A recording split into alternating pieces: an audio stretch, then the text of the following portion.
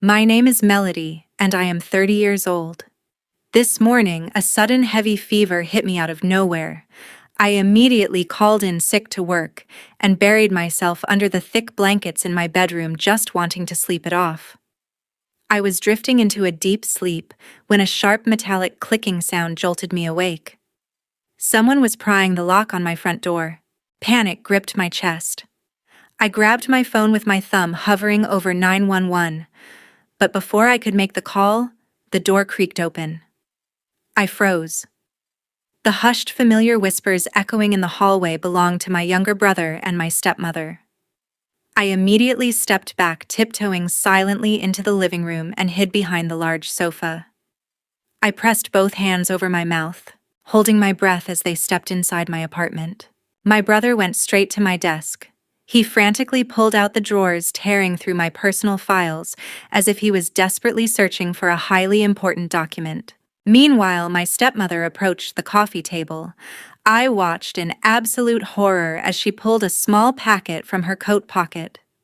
She calmly unscrewed the cap of my water bottle and stealthily poured an unknown white powder into my drinking water. A moment later, they turned around, locked the door behind them, and quietly left. Hello, and welcome to our channel. What would you do if your own family plotted to eliminate you? Please like this video, subscribe, and turn on the notification bell so you do not miss a single detail of how I made them pay.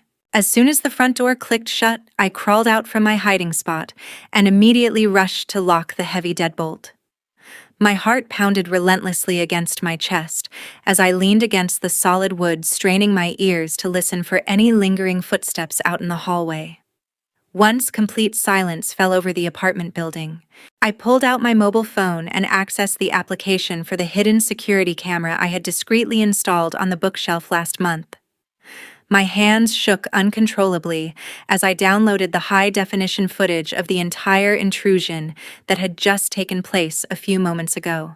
I replayed the video multiple times on my glowing screen, needing to ensure my feverish mind was not playing tricks on me. The digital footage perfectly captured Irene stepping forward, pulling the small packet from her dark coat and pouring the unknown white powder directly into my drinking water. Seeing her cold and calculated facial expression on the screen shattered my remaining composure completely. The sheer reality of their malicious intent plunged me into a state of absolute suffocating panic. They were not just stealing from my home. They actually intended to cause me severe and permanent physical harm. My breathing grew shallow and erratic as the terrifying realization set in. Desperate for a rational perspective and immediate legal guidance, I quickly dialed the number of my best friend, Clara. I needed her objective advice on whether I should call the authorities right at this exact moment and report the crime.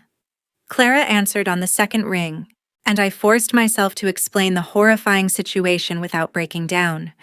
She remained entirely silent until I finished explaining every single detail of the video recording and the tainted water.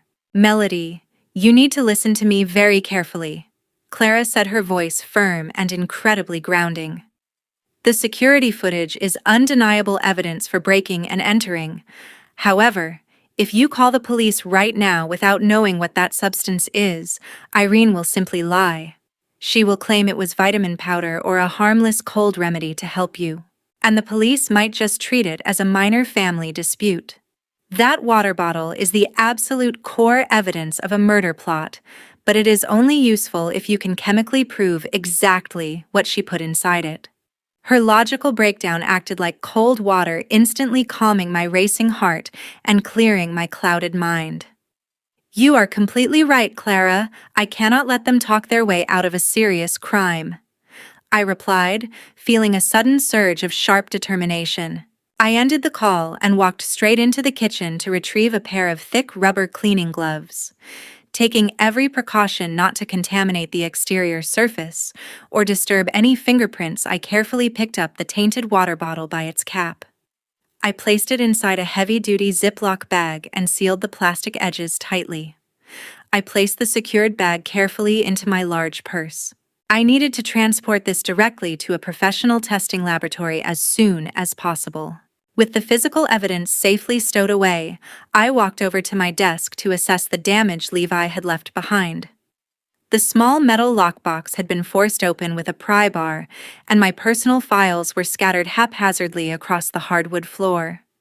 I knelt down and meticulously sorted through the chaotic mess of papers. My birth certificate, previous bank statements, and tax returns were tossed aside and completely untouched. I checked the specific red folder where I kept my most vital records. The only item missing from the entire pile was the original property deed to this house. They were not looking for quick cash or pawnable valuables. They specifically targeted the legal ownership papers of my home. At 2 o'clock that afternoon, I pushed open the door to my lawyer's office carrying the downloaded video footage and a profound sense of suspicion. I walked straight past the reception area and entered the private workspace of my lawyer, Howard, immediately sliding my mobile phone across his large mahogany desk. I instructed him to watch the clear recording of the intrusion without offering any preemptive explanations. He focused intensely on the glowing screen, his professional demeanor quickly shifting into a deep frown as he carefully analyzed the digital evidence. Howard specifically paused the video playback right at the exact moment Levi began aggressively tearing through my personal workspace. "What exactly were they looking for on your desk?" he asked, his tone shifting seamlessly from legal counsel to a sharp investigator. "The original property deed to the house," I replied instantly with absolute certainty. The heavy metal safe and all my other confidential financial documents were completely untouched. Upon hearing this highly specific confirmation, Howard swiftly turned his chair toward his large dual-monitor setup and began typing with calculated speed. He deliberately bypassed standard local inquiries and securely logged directly into the county's official real estate registry to investigate the current legal standing of my residential property. His eyes meticulously scanned the dense digital public records for several intense minutes before his hand abruptly stopped moving the computer mouse. He highlighted a newly updated electronic entry on the screen, revealing that a formal property appraisal request had been officially submitted to the local housing system just 48 hours prior. Howard explained that such an official request is the mandatory first step a lending institution takes before approving any major loans against a real estate asset. Someone is preparing the necessary financial paperwork to secretly mortgage this house. Howard stated grimly, his expression hardening as he connected the legal dots. Who in your family is desperate for a massive amount of money right now? That pointed question hung heavily in the quiet office as my mind instantly zeroed in on my younger brother and his historically reckless lifestyle. I provided Howard with the full legal information for Levi, outlining his long-term unemployment, his constant need for quick cash, and his shady connections. Operating efficiently on this solid new theory, Howard completely skipped running a standard credit check on my personal Social Security number. Instead, he accessed a highly restricted legal database to run a comprehensive background investigation into public financial records, civil judgments, and municipal court filings specifically targeting Levi. The secure search engine processed the complex query for a few tense seconds before generating a lengthy, detailed report filled with glaring financial red flags. Howard slowly scrolled down the extensive digital document, uncovering a devastating trail of financial ruin that perfectly explained the terrifying events of this morning and proved this was a highly premeditated attack. The system displayed multiple aggressive bad debt collection notices, active civil lawsuits, and severe default judgments originating from several major gambling casinos across the neighboring state of Nevada. We carefully calculated the accumulating gambling debt securely attached to Levi, realizing the total financial liability amounted to hundreds of thousands of dollars. It was a staggering, insurmountable sum that absolutely required the immediate and desperate liquidation of a major real estate asset. The scattered puzzle pieces forcefully snapped together in that moment, establishing an undeniable and ruthless financial motive for them to orchestrate the break-in and target my life. At 4 o'clock on Friday afternoon, Howard continued meticulously flipping through the old financial records of my family scattered across his large desk. He leaned back in his heavy leather chair and began questioning the logistical timeline of Levi and his aggressive gambling habits over the past few years. The recent casino debts were astronomical, but they clearly indicated a long-term addiction that required constant funding long before my property became their primary target. Where did Levi get the money to pay his massive debts before this crisis occurred? Howard asked, tapping his pen thoughtfully against the mahogany surface. He absolutely cannot secure any legitimate bank loans or private funding with this terrible credit history. Check the trust fund my dad left behind, I suggested, a sudden knot forming tightly in my stomach as I recalled the specific inheritance meant for my future. Howard immediately accessed the highly secure central banking portal and pulled up the historical statements associated with my dad and his designated trust account. The digital screen quickly loaded the confidential banking documents revealing a current available balance of exactly $0. We both stared at the empty account in stunned silence before Howard began digging much deeper into the archived transaction history to trace the missing funds. He discovered a rapid series of massive cash withdrawals executed several years ago, specifically during the final months of my dad's life. We meticulously scrutinized the attached authorization documents provided to the bank and found a highly suspicious power of attorney form. It became sickeningly clear that Irene had utilized this forged legal document to completely drain the trust fund while my dad was severely hospitalized and heavily medicated. She had expertly manipulated the legal system, bypassing the standard verification protocols, while the rest of our family was utterly consumed by the grief of his declining health. She had ruthlessly stolen my rightful inheritance to secretly bail out Levi from his previous gambling disasters. Now that the stolen cash was entirely gone, they were desperately targeting my primary residence to cover his newest insurmountable debts. Just as the crushing weight of their financial betrayal fully settled over the quiet office, my mobile phone suddenly vibrated on the desk with an incoming text message. I picked the device up and saw Irene's name flashing brightly on the screen. Her message read, "Remember to drink plenty of water today. I left some cold medicine right on the table for you."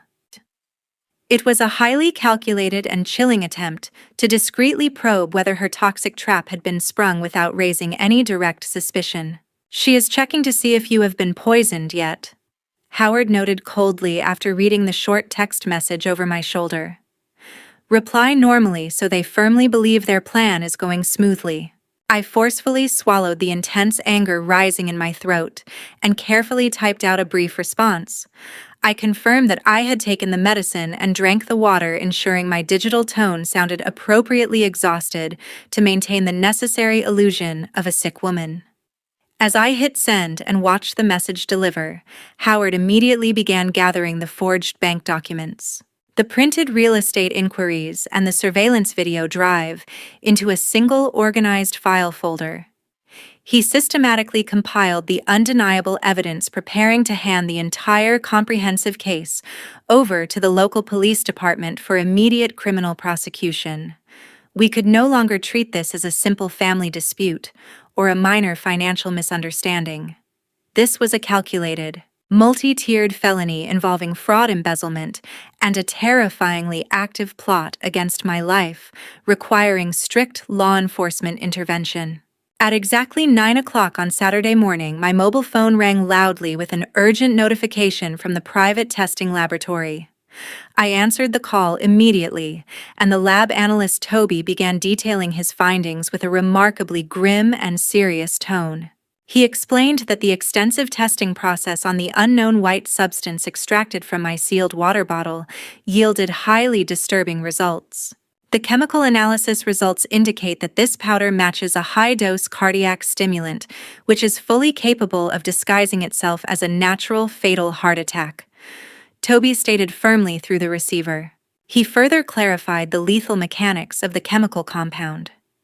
Toby emphasized that if an individual already suffering from a severe fever and extreme physical exhaustion ingested this specific concentrated stimulant, their weakened cardiovascular system would inevitably collapse within mere minutes. The rapid heart failure would leave absolutely no unusual chemical trace behind unless a highly specialized toxicology screening was explicitly requested by a suspicious family member. It was a meticulously calculated and ruthless method designed specifically to bypass standard medical autopsies, allowing the perpetrators to easily classify the sudden death as a tragic medical emergency. Immediately after ending the call, the laboratory forwarded the certified electronic toxicology report directly to Howard through a securely encrypted server. Armed with this final and undeniable piece of physical evidence, Howard wasted absolutely no time. He quickly compiled the digital surveillance video of the break-in, the certified forensic lab results, and the thick folder containing the forged financial documents proving the trust fund embezzlement. He drove straight to the Boise Police Department to officially initiate a high-level criminal investigation. Howard spent several intense hours working directly behind closed doors with the lead investigative detectives. He carefully laid out the chronological paper trail of the completely drained inheritance and Levi's desperate casino debts, perfectly establishing the undeniable financial motive. Because we provided a clearly recorded physical intrusion and certified chemical proof of a highly lethal substance, the law enforcement authorities acted swiftly. Howard strategically coordinated with the local district attorneys to legally secure all the necessary preliminary search warrants and formal arrest mandates, ensuring every single upcoming law enforcement action remained strictly within the boundaries of the law and could never be dismissed in a courtroom on a technicality. Once the legal groundwork was fully solidified and the official warrants were signed by a judge, Howard returned to my apartment to finalize our tactical approach with the police team. We desperately needed to lure both of them back into a highly controlled environment where the authorities could apprehend them safely, preventing any dangerous public confrontations or allowing them an opportunity to destroy any remaining evidence at their own residences. I will call and invite them over for dinner tonight, I told Howard as we reviewed the finalized operational plan. If I tell them I want to discuss selling this house, Levi will undoubtedly show up. Howard completely agreed with the psychological approach, confidently knowing that Levi's overwhelming desperation for immediate cash would completely blind him to any potential traps. Following Howard's precise logistical arrangements with the police department, 2 heavily armed plainclothes police officers arrived at my property late in the afternoon. They entered discreetly through the back entrance to avoid alerting any observant neighbors. The officers carefully assessed the structural layout of my living room and designated the optimal intervention points before silently positioning themselves inside the guest bedroom. They checked their tactical equipment and kept the bedroom door cracked just enough to hear the entire upcoming conversation, remaining completely out of sight and fully prepared to execute the formal arrest warrants the moment I delivered the predetermined verbal signal. At 7 o'clock on Saturday evening, a sharp knock echoed 3 rhythmic times against my front door, slicing through the tense silence of the house. I took a deep breath to settle my nerves, smoothed my clothes, and forced myself to adopt the frail, unsteady gait of a woman losing her battle against a high fever. As I pulled the door open, the sight of Irene and Levi standing on my porch made my skin crawl with visceral hatred. They exchanged a quick, greedy glance before stepping into the foyer, clearly confident that their elaborate plan was reaching its final successful stages. Irene immediately stepped into her role as the deeply concerned mother, bustling past me directly toward the kitchen. She returned a moment later carrying a glass of water, which she had carefully prepared from the exact same tainted bottle she had compromised the day before. Her hands were steady, and her face remained a mask of manufactured affection as she extended the glass toward my trembling fingers. "Drink some of this water to ease your throat, honey. Your complexion looks absolutely terrible tonight," Irene said, her voice dripping with artificial warmth. I stared at the glass for a long second, then looked directly into her eyes and replied with cold, razor-sharp precision, "Thank you. But I do not have the appetite for the hundreds of thousands of dollars of gambling debt belonging to your precious son." Instead of bringing the glass to my lips, I simply let go of it.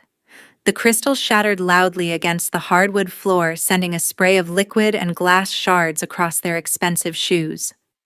The sudden act of defiance shattered the calm atmosphere instantly. I stood straight, dropping the weak, sickly act entirely, and stepped into the center of the living room with my head held high. I reached for the stack of documents I had organized on the side table and tossed the printed casino debt notices directly at Levi. He scrambled to catch the papers, his face draining of all color as he scanned the massive, undeniable financial figures clearly outlined in black and white. He started stuttering, trying to find a convenient lie, but I cut him off by slamming the thick file containing the forged trust fund records onto the glass table. I pointed my finger toward the specific signatures on the forged power of attorney documents that Irene had used years ago to bankrupt my inheritance. Every single detail regarding her systematic embezzlement of my dad's money was now exposed. Irene's posture stiffened, and her previously calculated mask of innocence fractured into an expression of pure, unadulterated venom. She realized that her long-standing secret had been unearthed, and that her primary financial weapon against me had been permanently disarmed.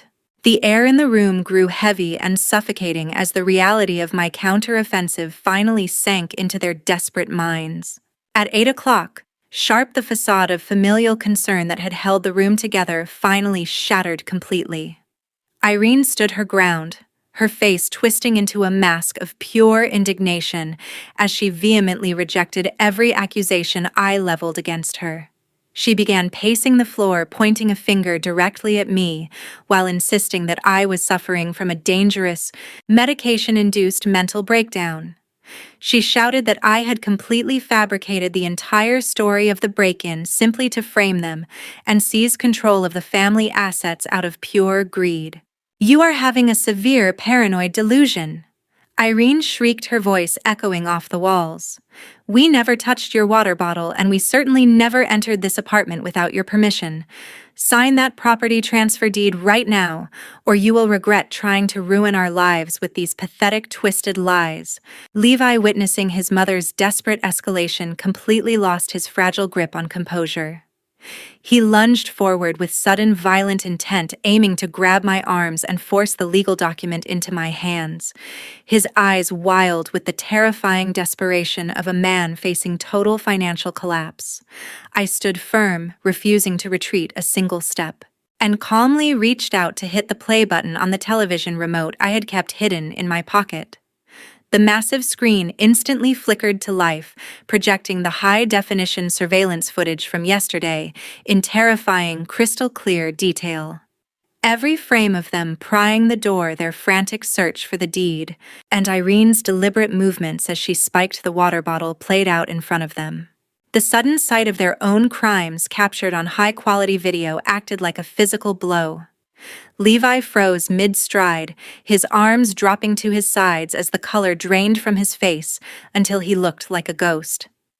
Irene gasped, her hands flying to cover her mouth in a futile attempt to hide her shock, her knees buckling as the realization hit that their path to salvation had just become the very roadmap for their legal destruction. They stood paralyzed, completely immobilized by the crushing weight of their catastrophic tactical error. "Boise Police Department, drop the papers and put your hands behind your heads immediately."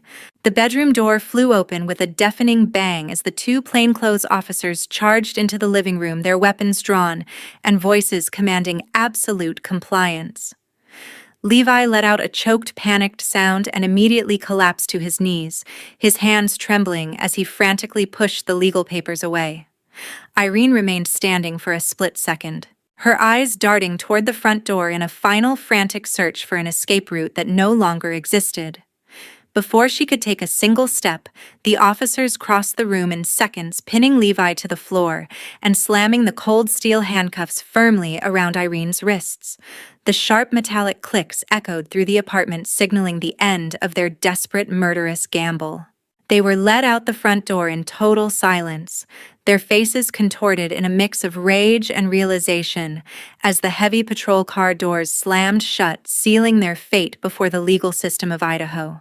3 months later, the final sentencing document from the Ada County Courthouse was delivered to my office and placed neatly on my desk.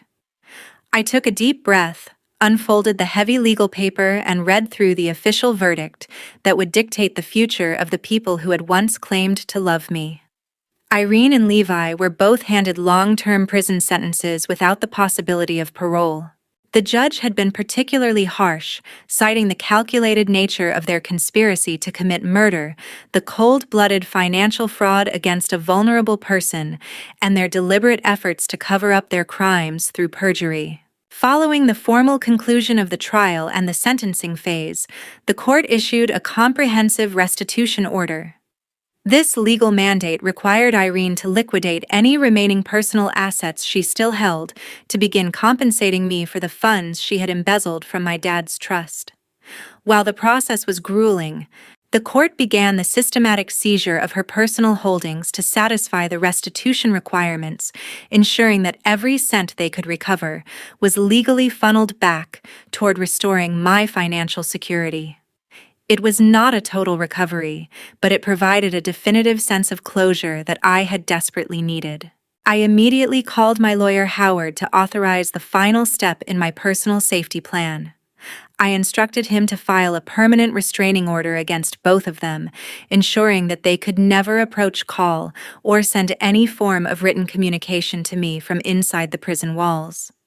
Howard handled the paperwork with his usual efficiency, filing the final motions to ensure I remained completely unreachable for the remainder of their long sentences. With the legal landscape finally cleared and every formal administrative procedure finalized, I felt an incredible weight lifted from my shoulders. I signed the final closing documents to sell the house in Boise to a young, vibrant family who had no knowledge of the dark history contained within its walls. I spent the afternoon cleaning out the cupboards and packing the last of my belongings into a single moving truck. I refused to keep anything that reminded me of my former life or the people who had treated me as their personal bank account. I loaded my suitcase into the trunk of my car, took one final lingering look at the empty rooms, and clicked the front door shut for the last time. As I shifted into gear and pulled away from the driveway, I watched the neighborhood disappear in my rearview mirror. I pushed the accelerator, driving across the state line and leaving behind the cold, mountainous landscape of Idaho. I was headed toward a completely new state, a fresh horizon where my past held no jurisdiction. The road ahead was long and quiet, but for the first time in years, the silence felt peaceful rather than threatening. When I look back at those terrifying days, I realize the greatest lesson isn't about betrayal, but how we survive it. Family isn't just about blood. Sometimes the people who call you kin are the ones who will harm you the fastest for their own gain. Financial independence is your best armor, so never neglect your legal papers or bank security. When you face malice, keep your cool and gather hard evidence. Don't waste time pleading. Let the law do the talking. Thank you for listening to my story until the very end. Life is full of unexpected shadows, but we have the power to step into the light. If you were in my shoes, how would you have handled them? Please leave a comment and share your thoughts. Don't forget to subscribe so we can stay connected for future stories.